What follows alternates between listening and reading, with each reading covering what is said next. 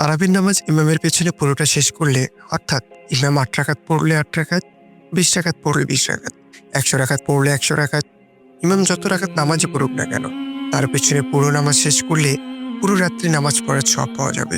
এ ব্যাপারে কিন্তু কোনো সন্দেহ নেই।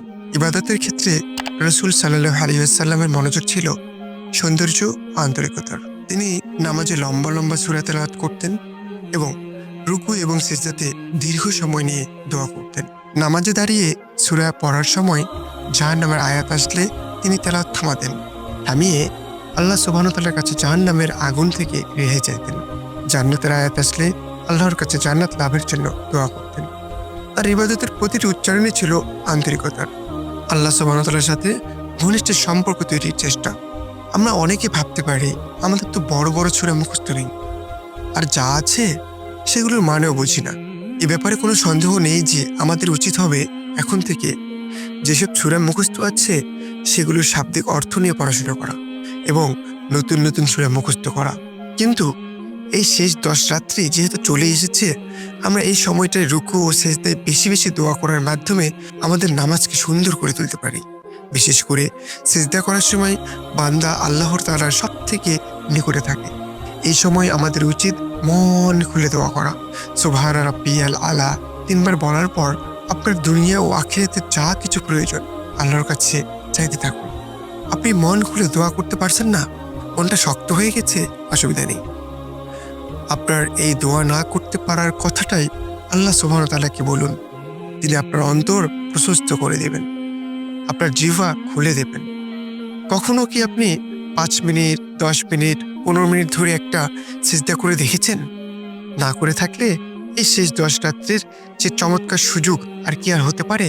নামাজের পাশাপাশি অন্যান্য ইবাদত করার মাধ্যমেও আমরা শেষ ১০ রাত্রিগুলোকে জাগিয়ে রাখতে পারি। আয়েশা রাদিয়াল্লাহু তাআলা আনহা যখন রাসূল সাল্লাল্লাহু আলাইহি ওয়াসাল্লামকে জিজ্ঞেস করলেন, আমরা যদি লাইলাতুল কদর পেয়ে যাই তখন আমরা কি দোয়া করব? রাসূল সাল্লাল্লাহু আলাইহি ওয়াসাল্লাম বললেন, আল্লাহুম্মা ইন্নাকা আফিউন তুহিব্বুল আফওয়া ফাফু আন্নি। মানে হলো, হে আল্লাহ, আপনি ক্ষমাশীল, ক্ষমাকে ভালোবাসেন, তাই আমাকে ক্ষমা করে দিন। কত সুন্দর সমাধান! আল্লাহ সুবহানাহু ওয়া তাআলা রাসূল সাল্লাল্লাহু আলাইহি ওয়াসাল্লামকে ১০টা জিনিস চাইতে বলেননি, ১০০ রাকাত নামাজ পড়তে বলেননি। আসলে আমাদের সব ইবাদতের মূল লক্ষ্যটা কি? আল্লাহ তাআলার ক্ষমা লাভ করা। আল্লাহর ক্ষমা পেয়ে গেলে আমাদের দুনিয়া এবং আখিরাতের আর কোনো কিছুই লাগবে না। তাই রাসূল সাল্লাল্লাহু আলাইহি ওয়াসাল্লাম এই দোয়াটাই আমাদেরকে মহামানিত রাত্রিতে বেশি বেশি করতে বলেছেন। সেই সাথে যেই বোনদের এই সময় নামাজ থাকবে না, তারাও অন্যান্য জিকির আজকারের পাশাপাশি আল্লাহ সুবহানাহু ওয়া তাআলার কাছে হাত তুলে এই দোয়াটি বেশি বেশি করার মাধ্যমে লাইলাতুল কদরের পুরো ফজিলতটাই আদায় করে নিতে পারবেন।